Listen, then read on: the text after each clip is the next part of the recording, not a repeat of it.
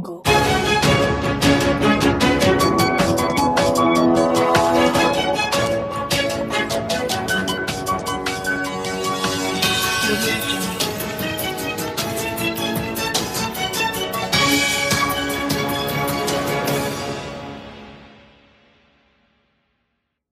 Mesdames et messieurs, bonjour. Bienvenue à cette troisième émission sur la conspiration. Nous savons que Satan est le chef de ce monde et Yahshua va déterminer l'autorité de ce monde lors de son retour à la fin des temps. Soyons affranchis par la vérité.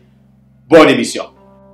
Mais si nous avons cette capacité-là de comprendre la parole de Yahweh, tout le monde serait heureux sur cette terre. Et avant que mon frère Jacques nous dit, et ça c'est une parole extrêmement importante, la religion pure et sans tache devant Dieu consiste à vraiment prendre soin des orphelins, visiter les malades, ceux qui sont dans le besoin, subvenir aux besoins de ceux qui sont dans le besoin, et vous aurez une place dans le royaume de Dieu. La religion pure et sans tâche devant Dieu, c'est de vraiment t'impliquer auprès des démunis.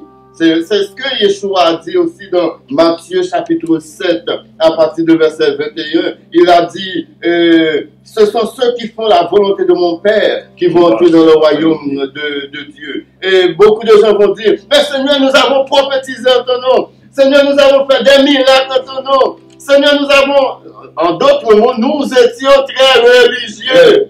Et Yeshua va leur dire, je ne vous connais pas. Retirez-vous de moi, vous qui commettez l'iniquité. Et il dit aussi, voici maintenant comment vous pouvez être très religieux, les malades, aller visiter les prisonniers. Voilà. Si vous rencontrez des personnes nues, les revêtir.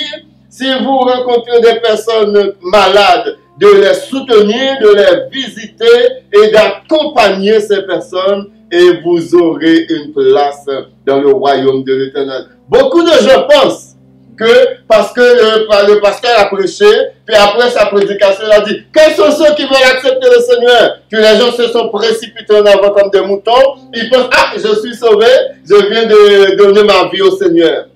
Et Yeshua va dire, si vous voulez entrer dans le royaume de Dieu, faire la volonté de mon Père qui est dans les cieux, est le seul principe, est le seul commandement, est la seule marche qu'il faut suivre pour entrer vraiment dans le royaume de Dieu. Laissez tomber toutes les religions, laissez tomber toutes les dénominations et faites la volonté de l'Éternel et vous aurez votre nom inscrit dans le livre de vie de l'agneau. Et lorsque l'appel sera fait, lorsque les noms vont être cités, il va citer votre nom. Il va dire frère Daniel, il va dire frère Gilbert, il va dire frère Hubert, il va dire frère France, il va dire frère Aurel. Vous avez été fidèle à peu de choses. Rentrez de la joie, de la gloire de votre maître qui a été préparé pour vous. Pour enchérir, c'est pas vrai que c'est après une prédication avec des fortes émotions que vous avez reçu l'appel de Dieu.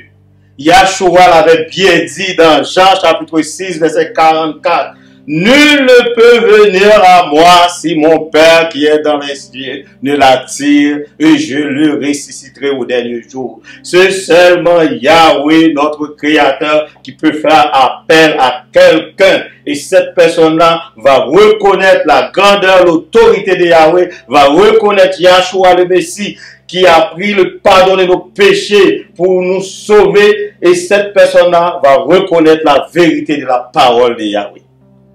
Et soyons concrets, soyons logiques. La majorité de ces pays qui ont des religions, il y a beaucoup de dénominations, ce sont les plus pauvres. Parce que c'est là il y a l'exploitation totale. La majorité des pays-là, ce sont des Haïti, c'est une véritable cobaye. Il y a toutes sortes de religions. le peuple est rendu, la majorité, à 65-70% de plus, dans l'analphabétisme, dans la pauvreté totale. Alors, la vraie religion pure et centrale, si ça existait, Haïti pourrait survivre. Regardez la corruption dans ce pays. Où est le cardinal du pays? C'est le peuple qui est dans la rue. Crie fort! Où sont les chefs religieux, les pasteurs? Est-ce qu'ils accompagnent ce peuple-là qui crie, qui pleure dans la misère totale? Ils les évitent dans leurs églises pour donner la dîme. On les évite sur la montagne pour prier. Mais ce peuple qui est dévasté complètement dans une pauvreté, moi je demande ce pays-là, comment ça se fait qu'il n'y a pas des milliers de suicides par jour? Tellement on a rendu ce peuple dans une misère atroce. Alors où est la sensibilité du monde? Et les autres pays, le Canada, les États-Unis, les autres pays baignent dans la richesse totale. On jette des milliers de nourriture dans la poubelle. Et puis, vous allez me dire, vous êtes religieux. Où est l'amour de Dieu à travers vous qui méprisez votre prochain? Alors, Dieu ordonne d'aimer le prochain comme vous venez de lire dans Jacques. La vraie religion, pour moi, il n'y a aucune. Regardez l'hypocrisie totale. L'autre jour, il y a une femme qui est morte. Le témoin Jéhovah refuse pour que cette femme-là soit soignée à cause d'un dogmatisme d'une affaire de sang. En tant que témoin, tu n'as pas le droit de prendre du sang. Alors, où est l'amour prochain? On espère cette femme, l'hypocrisie de la religion, c'est ce que Jésus-Christ dénonce. Vous êtes des pharisiens hypocrites. Alors, mes chers amis, nous allons ouvrir les yeux de nos téléspectateurs pour leur dire la vraie vérité. Également, il faut dire, tous ces hommes qui se nomment pasteurs, qui se nomment bishop, archibishop, ils ont étudié dans une école. Pourquoi ils fonctionnent ainsi? Pourquoi est-ce qu'ils n'ont plus de compassion pour les âmes qui souffrent? Est-ce que c'est ce qu'ils ont appris dans ces écoles, dans ces séminaires, dans ces facultés théologiques? Est-ce qu'il n'y a pas de vérité dans ces écoles? Donc ils sont entrés dans ces écoles comme des loups, et ils sautent comme des loups de ces écoles et ils vont juste pour dévorer les moutons, dévorer les brebis. Parce que c'est pas normal qu'il y a autant d'hommes de Dieu sans yeux qui abusent du peuple de Dieu comme ça et qui ont leur diplôme, qui ont étudié dans une faculté. Il faut se poser des questions sur ces facultés. Il faut se poser des questions sur ces écoles théologiques. Souvent, qui sont là pour égarer le peuple, pour faire éclater des hérésies, pour que tout le monde soit confus. Ceux qui ont la démangeaison d'entendre la vérité, ils vont créer toutes sortes de fables pour satisfaire ces gens, mais sans jamais les conduire dans la vérité. Et en parlant ici, souvent je me pose la question, il y a ce qu'on appelle la théologie systématique.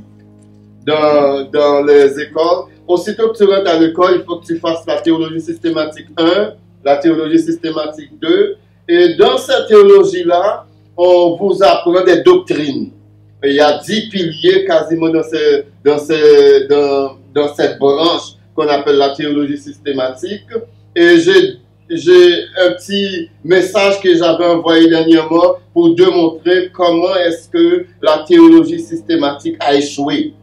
Lamentablement. Parce qu'un système, pour que ça soit fonctionnel, une voiture c'est un système. Et pour que la voiture fonctionne, il faut non seulement mettre de l'essence, mais il faut mettre de l'essence là où il est nécessaire. Là, il faut mettre de l'essence. Tu ne peux pas mettre de l'essence, là il faut mettre du gel, et puis attendre que la voiture fonctionne. Admettons, tu prends la voiture, tu dis, bon, je vais mettre les pneus en haut et puis le châssis en bas. La voiture ne va jamais rouler. Admettons, tu dis, je vais mettre le volant en arrière, même si moi je suis assis en avant.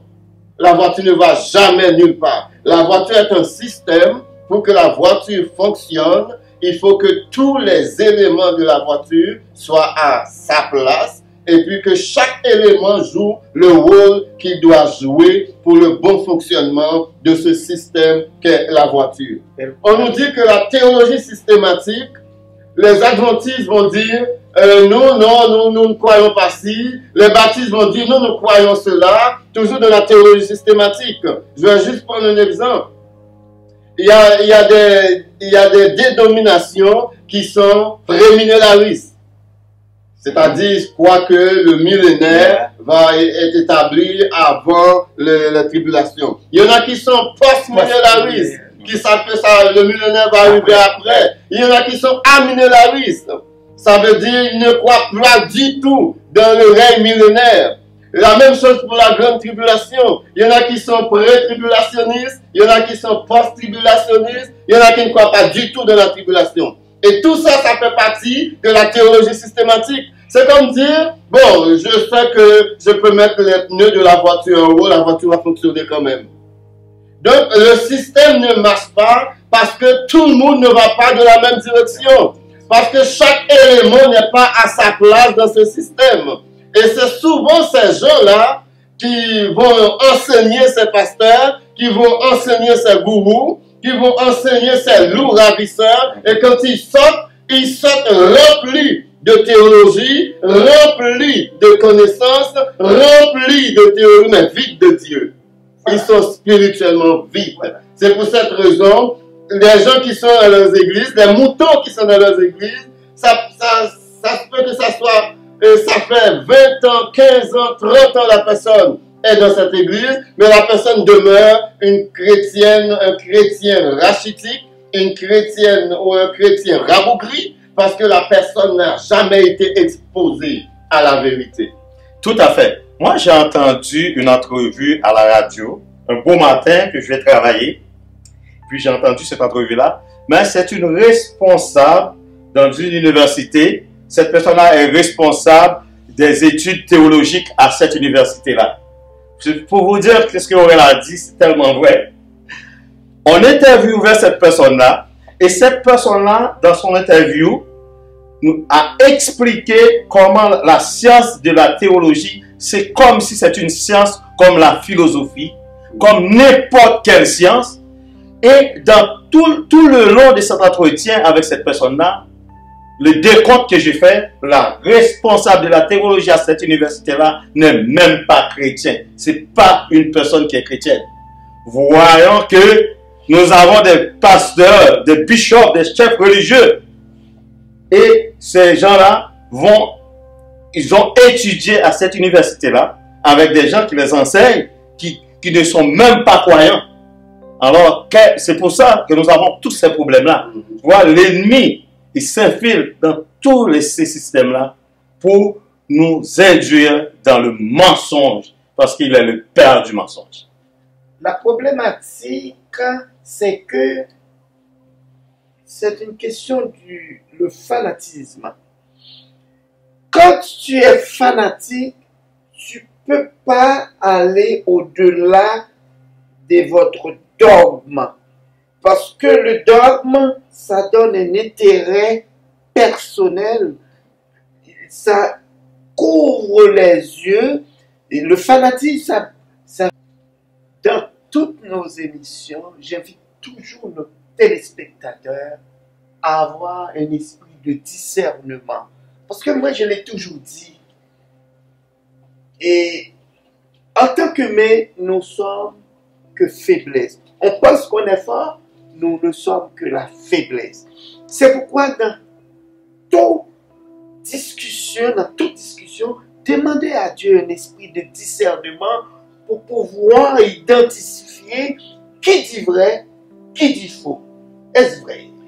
C'est extrêmement vrai. Et la Bible nous le demande d'ailleurs, d'avoir un discernement, discerner les esprits pour savoir s'ils viennent de Dieu.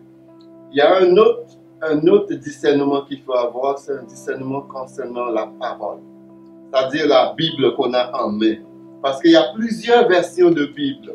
il y a la traduction œcuménique de la Bible, il y a Louis II, il y a la Bible du Semeur, il y a la Bible de Témoins de Jéhovah, il y a King James Version, il y a toutes sortes de versions de la Bible et il faut vraiment prier parce que n'oubliez pas que Satan a sa traduction aussi. Absolument. Il s'est infiltré même dans la parole parce qu'il s'infiltre partout, il s'infiltre dans la parole. Il faut prier Dieu pour que nous puissions tomber sur une bonne version de la parole, une version très proche de l'original, afin qu'on ne passe pas toute notre vie à lire des lettres, qu'on ne passe pas toute notre vie à lire des phrases, mais qu'on passe notre vie à lire cette parole inspirée par le Saint-Esprit qui vivifie, cette parole qui transforme. Yeshua a dit dans sa prière sacerdotale, dans Jean chapitre 17, verset 17, Père, sanctifie-les par ta vérité, car ta parole est la vérité. C'est cette parole-là qu'il nous faut. C'est cette parole-là qu'il faut rechercher afin qu'on soit sanctifié par elle. Tout à fait. C'est tellement vrai, Orel. Même dans la Bible, un exemple, parmi les exemples des versions bibliques, Louis II, il y a Louis II, il y a Louis II révisé. Ça veut dire, il y a des traductions. Dans la première traduction, il y a eu des erreurs. Et c'est pour ça qu'on a fait Louis II révisé. C'est pour vous dire que, non seulement dans les lettres, il faut prier Yahweh pour qu'il nous donne son esprit pour comprendre sa parole. Et Satan a indiscutablement séduit des millions de chefs religieux. Les faux chefs religieux qui ne nous disent pas quelles sont les lois divines qu'il faut vraiment observer. Ils ne nous disent pas aussi que Yahshua, c'est quoi, qu'est-ce que Yahshua nous a donné selon les saintes écritures, selon la parole de Yahweh, qu'est-ce que Yahshua a véritablement expliqué pour que ce que le Seigneur nous demande de lui obéir. Ces faux religieux-là, ils ne nous diront pas que Yahshua a enseigné directement, constamment, l'obéissance à chacun des 10 commandements. C'est pourquoi, suite à cette séduction inspirée, il y a beaucoup de chefs religieuses modernes qui se sont filtrés dans toutes sortes de choses dans la société, dans des guerres sanglantes, dans des gains sordides, dans toutes sortes de choses, pendant que le peuple ou le public qu'ils enseignent sont dans la pauvreté. Et c'est cette séduction-là que Satan a réussi à faire dans le monde religieux. Ça prend le discernement, ça prend la parole, ça prend l'Esprit de Dieu pour détecter le truc, la séduction de Satan. Merci. Également, il y a ce qu'on appelle la signature dénominationnelle dans la traduction. C'est-à-dire, les témoins de Jéhovah vont traduire la Bible, ça va avoir les traces des doctrines de témoins de Jéhovah dans cette traduction. Les baptistes vont traduire la Bible, ça va avoir la signature baptiste, les doctrines baptistes dans cette traduction. La même chose pour les pentecôtistes, etc.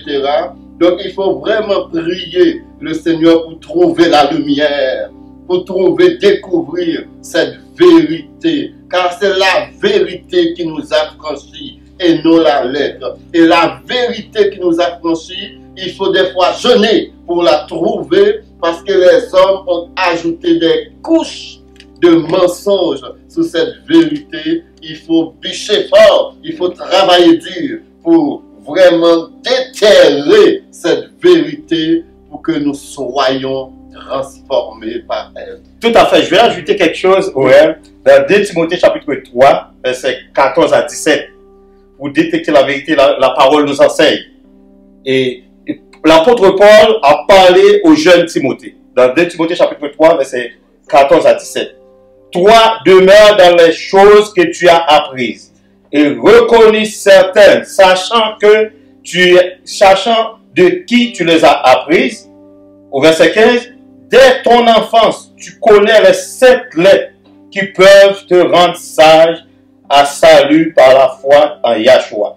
Toute écriture est inspirée de Yah et utile pour enseigner, pour convaincre, pour corriger, pour instruire dans la justice, afin que l'homme de Yah soit accompli et propre à toute bonne œuvre. Il faut que c'est la parole qui nous donne toute cette vérité-là, parce que ça prend le discernement de la parole de Yahweh. Et moi, je reviens au mot de Joël quand il déclare que l'ennemi est tellement malin, il sait comment détourner la vérité. Moi, je vais même plus loin pour vous montrer que il essaye même à travers la parole de déformer certains versets dans la traduction juste pour nous détourner de la vérité. Moi, je l'ai dit, il change même nos identités. Moi, je peux faire cette plaidoirie-là, même au niveau scientifique.